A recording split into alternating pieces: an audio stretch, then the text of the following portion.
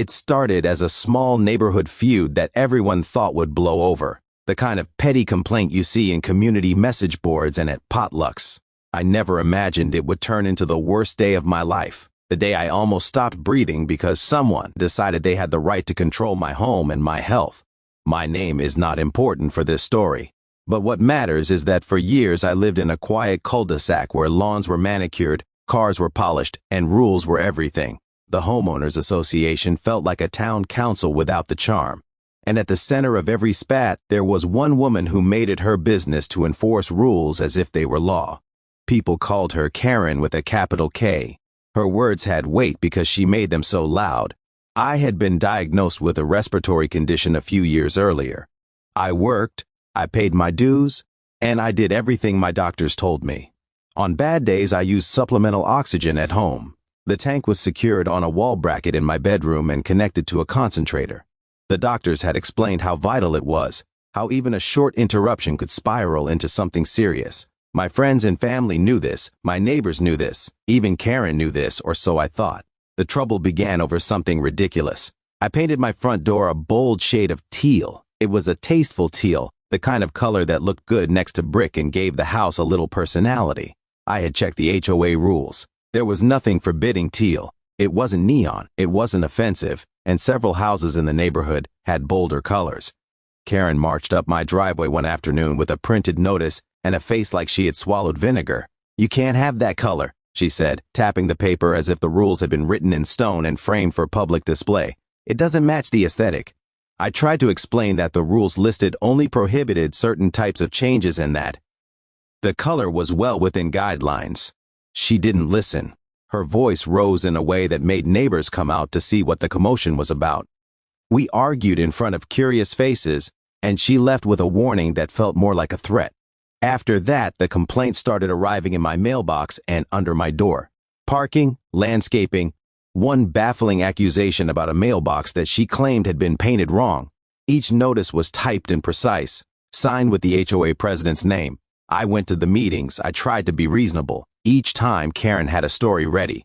She had an uncanny ability to find a regulation to support her position and to drag others into agreeing with her.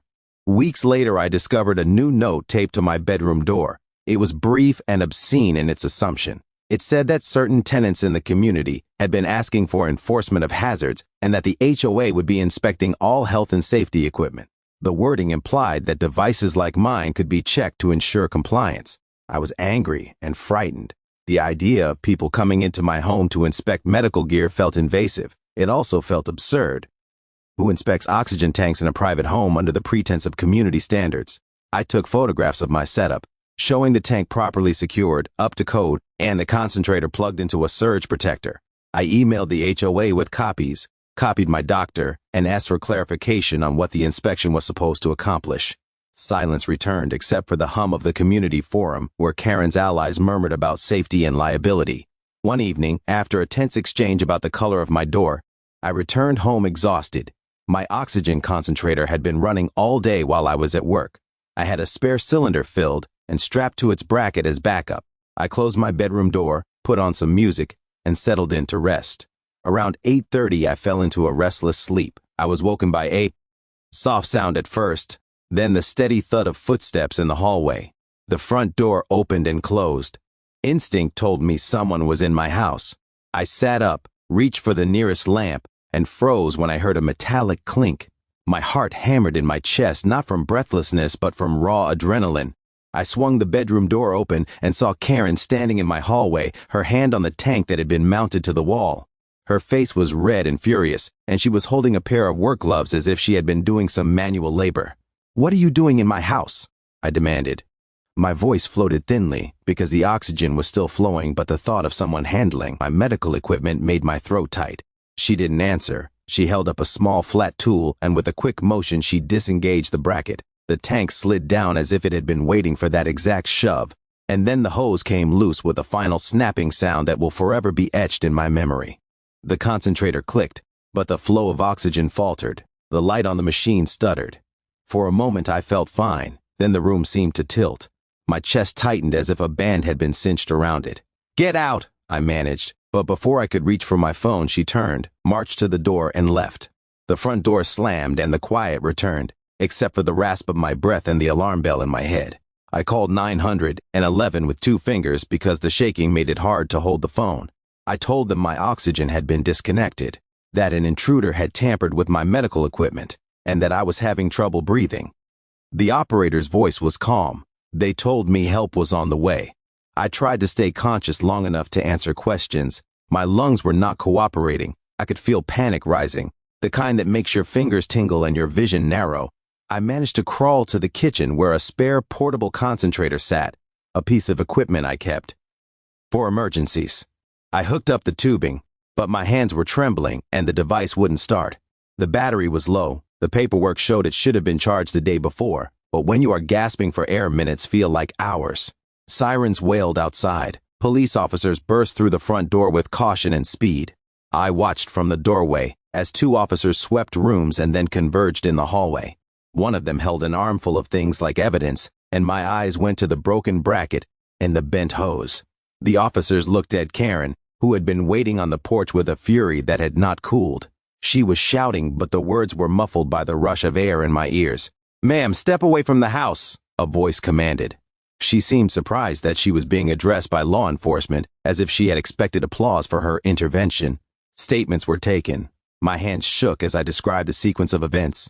Neighbors were interviewed. A woman from 2 houses down said she had seen Karen leave my property carrying the bracket. Another neighbor, who had previously complained about the noise of my concentrator at 3 in the morning, looked sheepish and refused to meet my eyes.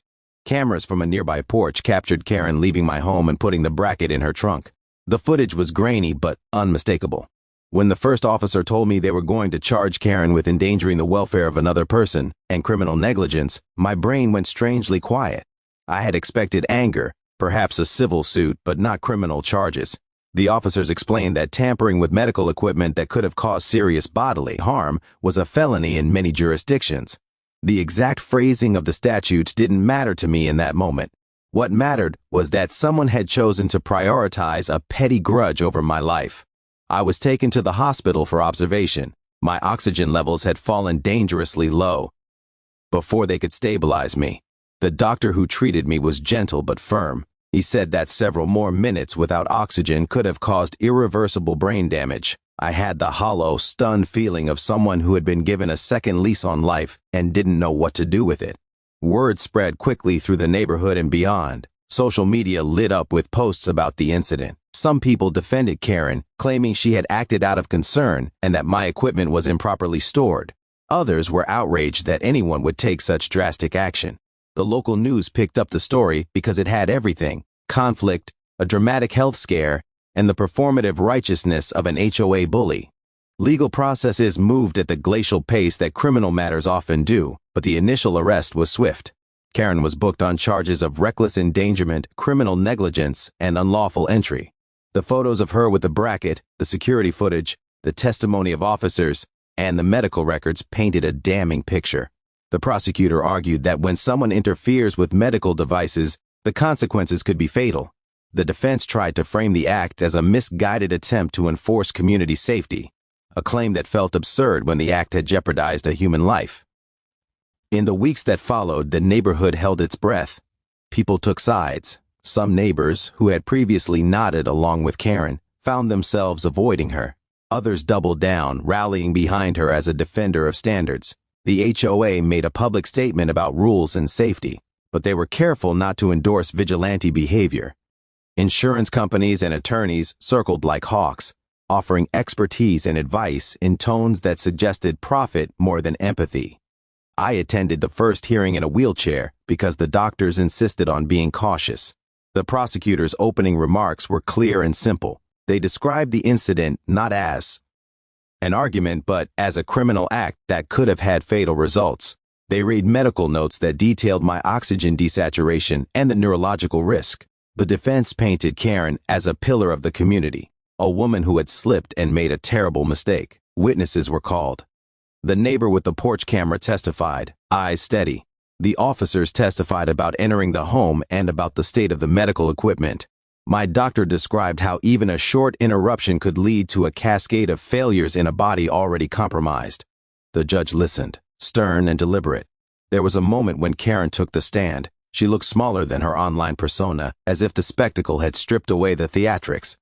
She said she had been trying to protect the neighborhood, that she feared leaving hazards unchecked. When she was asked why she entered a private home without permission and why she had disengaged medical equipment, her answer was shaky.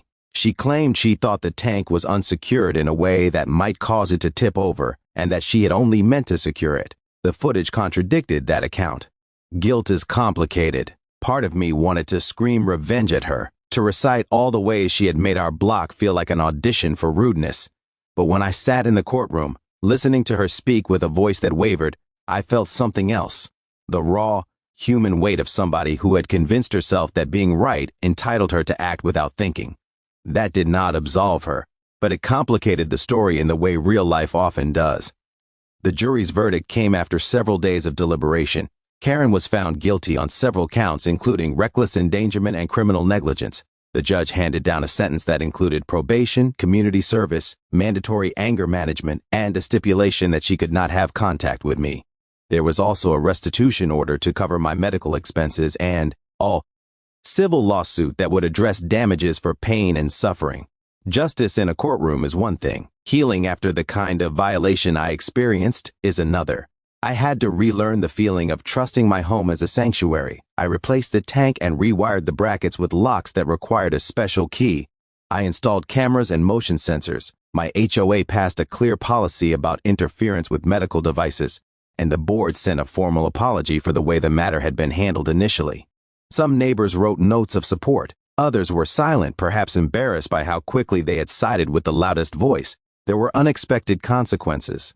Karen's arrest and conviction led to a broader conversation in the community about boundaries and civility. The local paper ran a feature on the dangers of vigilantism and the importance of respecting private property and medical equipment.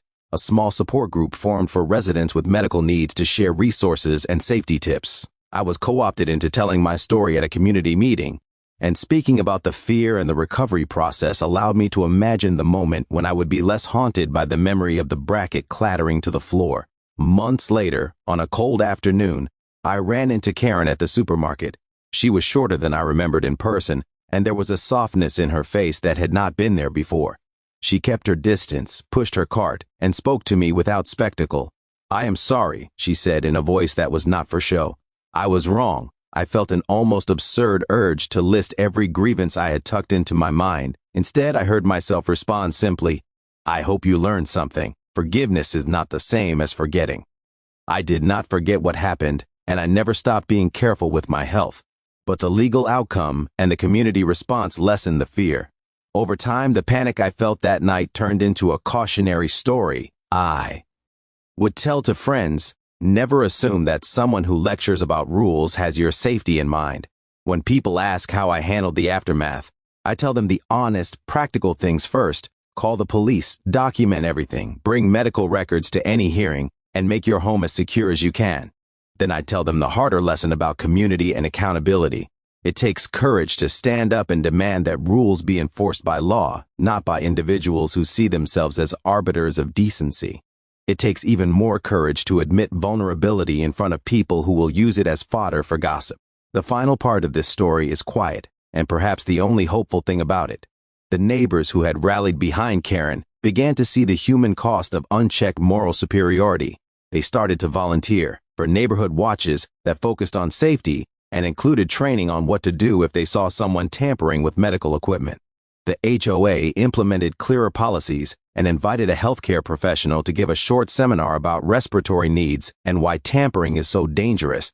I will always remember the sound the hose made when it snapped free of the concentrator, the way my vision dimmed and the ambulance lights blurred.